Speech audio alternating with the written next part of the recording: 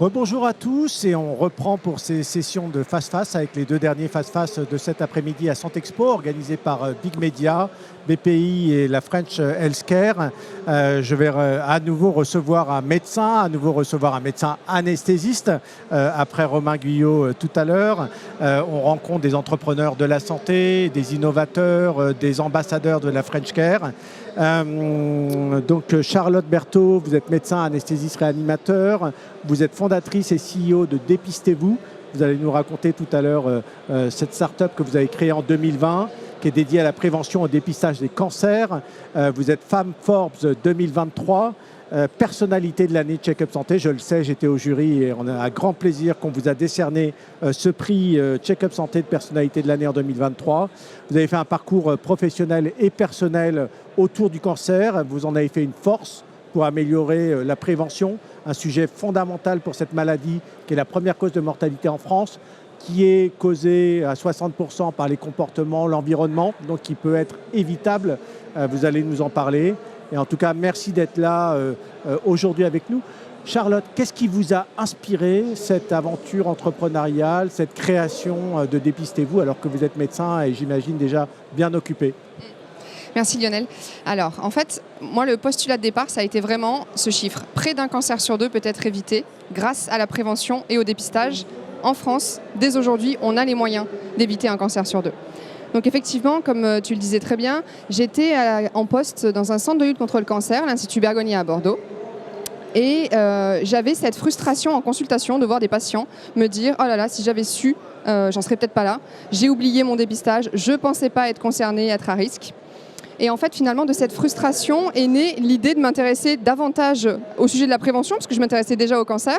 Et je me suis rendu compte que sur les 9 millions de dépistages, que sur les 20 millions de dépistages qui sont normalement à faire chaque année, il n'y en a que 9 millions qui sont réalisés. Donc moins de la moitié des dépistages sont faits.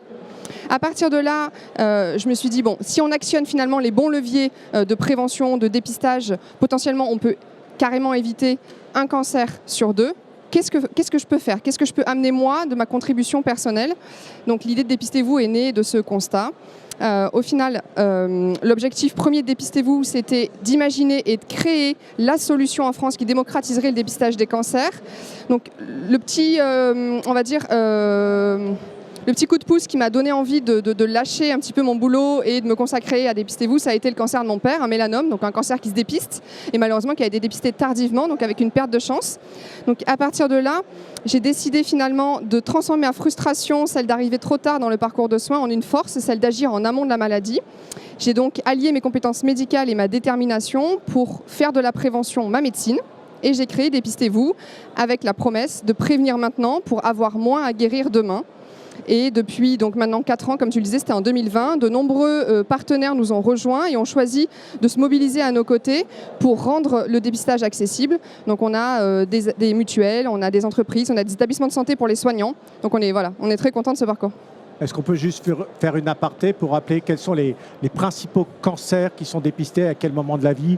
On a le côlon. En fait, voilà, on a le colorectal qui est en dépistage organisé, donc ce que propose l'assurance maladie. On a le colorectal qui est entre 50 et 74 ans, tous les 2 ans.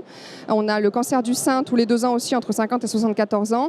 Et on a le cancer du col de l'utérus à partir de 25 ans jusqu'à 65 ans avec des frottis qu'on fait au début tous les 3 ans, puis après tous les 5 ans. Mais ça, c'est le dépistage organisé. Dépistez-vous, on essaye en fait finalement d'arriver un peu plus tôt parce qu'on se rend compte qu'il y a un vrai manque d'informations pour des populations jeunes qui sont à risque potentiellement. Donc on essaye d'arriver dès l'âge de 18 ans, donc chez les plus jeunes, pour rattraper éventuellement une vaccination HPV qui aurait été oubliée, mais aussi pour expliquer aux jeunes générations que s'il y a des antécédents dans la famille, notamment de cancer chez la mère, chez la tante, chez la grand-mère, il faut se poser des questions. Il y a des formes héréditaires, il y a des prédispositions génétiques, et donc on vient essayer justement de donner envie à ces jeunes gens de s'intéresser à leur santé pour se faire dépister précocement. Je rappelle juste une chose, le dépistage, c'est vraiment l'action de détecter une maladie à un stade très précoce avant l'apparition de symptômes, donc chez les gens en bonne santé.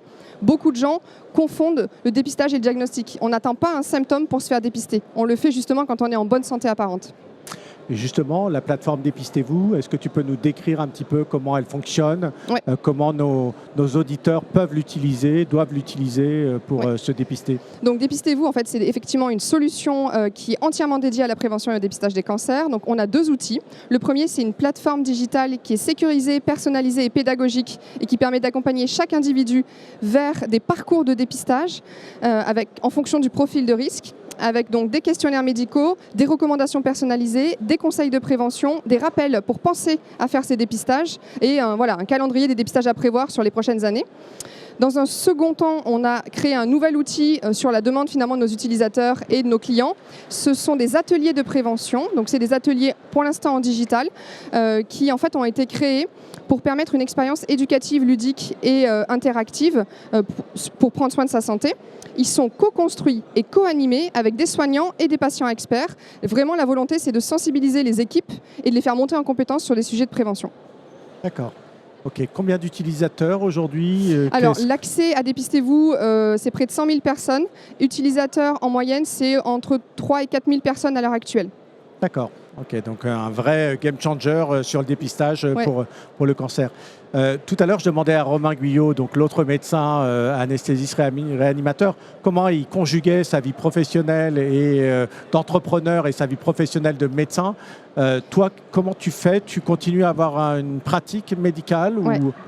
Oui, alors c'est gérable non sans mal, c'est un vrai challenge du quotidien forcément. Donc je continue mon activité professionnelle avec des remplacements sur le terrain. Voilà, j'aime bien discuter avec des pairs, avec des confrères, avec des patients, donc je continue ça. Mais le gros de mon activité, les 200% de mon temps, c'est quand même Dépistez-vous. En fait, ce qui est compliqué, c'est que dans notre parcours et dans notre formation de médecin, à aucun moment on a des notions d'entrepreneuriat. Donc quand on se lance, c'est un saut dans le vide. On ne sait absolument pas comment s'y prendre. On découvre sur le terrain, j'ai envie de dire, c'est vraiment de l'apprentissage expérientiel. Donc forcément, il y a des points de douleur, mais on les surmonte. Et ce que je trouve intéressant dans une casquette comme ça, une double casquette que j'appelle docpreneur finalement, c'est le fait de pouvoir être toujours connecté au terrain, de pouvoir finalement avoir cette capacité à comprendre et répondre aux enjeux de santé, mais aussi aux attentes des patients et des soignants. Et je pense que d'avoir cette double casquette sert à ça. Et je trouve ça très intéressant et pertinent. Alors, vous n'avez pas de formation sur l'entrepreneuriat, mais sur le digital non plus. Non. Comment tu t'es sensibilisé sur ces notions de plateforme, d'application, de communauté? Ouais. Je me suis entourée avec des incubateurs, avec des accélérateurs, avec des partenaires. Donc l'idée, ça a vraiment été de s'entourer de compétences et d'en développer quelques-unes aussi. Donc, c'était... Et dans ce parcours d'entrepreneuriat qui date d'avant 2020, parce que j'imagine que l'idée a été réfléchie avant, mûrie, avant de devenir une entreprise. Ouais. C'est quoi les plus grands défis, les plus grands problèmes, les plus grandes difficultés que tu as dû surmonter? Alors, j'ai pas beaucoup de temps, donc je ne pourrais pas raconter toutes les difficultés, mais je pense qu'en moyenne, il y a 90% de difficultés et 10% de choses faciles dans l'entrepreneuriat. Moi, ce que j'ai trouvé difficile, c'est de pouvoir mettre le numérique au service de la prévention, parce que l'usage n'était pas encore vraiment présent. Le numérique, bien sûr, existe depuis quelques temps, mais le numérique au service de la prévention l'était un peu moins. Et donc, de pouvoir démontrer qu'il y avait un vrai intérêt, un ROI, comme tout le monde l'utilise, ce fameux mot, en prévention primaire et en prévention secondaire. Et ça, c'est difficile à démontrer encore à l'heure actuelle, et c'est ce que j'essaye de démontrer en travaillant avec les assureurs et en travaillant avec les mutuelles. Donc, mettre le numérique au service de la prévention pour justement répondre aussi à cette stratégie gouvernementale. Donc, c'est vraiment ça pour moi qui est le plus compliqué. La discussion avec les acteurs privés aussi, les acteurs institutionnels aussi, parce qu'il y a des cycles de vente qui sont particulièrement longs pour certains, notamment les grosses entreprises, mais aussi les gros groupes, les grosses mutuelles, les institutionnels aussi. C'est compliqué d'avancer rapidement et donc on n'a pas la même temporalité entre la start-up et l'institutionnel. Et j'ai remarqué aussi qu'on a les volontaristes, ceux qui sont à fond, qui veulent te suivre, qui veulent s'engager à tes côtés, les économistes qui, eux, jurent que par des chiffres.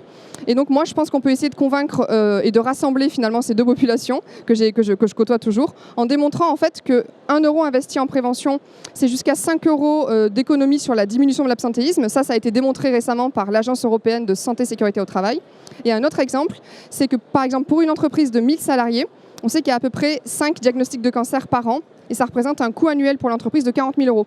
Donc c'est des chiffres qui sont là, qui existent, qui sont importants, conséquents et je pense qu'en démontrant justement l'intérêt d'investir en prévention, on démontre que l'investissement il est rentable et que ce n'est pas une dépense mais un investissement rentable. J'en profite pour rappeler à notre audience, puisqu'on est aussi avec la French Care ici, la dernière étude faite par le cabinet Asterès et Nicolas Bouzou sur les fameux ROI de la prévention, où ils démontrent quand même l'intérêt économique majeur de ça. Et pour autant, alors qu'on a un ministère de la Santé et de la Prévention, est-ce que tu as l'impression que les choses avancent dans le bon sens et avancent à la bonne vitesse sur ces sujets de prévention? Alors, la question avance dans le bon sens, oui. À la bonne vitesse, non. Bien sûr, moi je trouve qu'il y a beaucoup de paroles, effectivement, de volontés qui sont là, qui sont présentes, avec notamment ce ministre de la Santé et de la Prévention.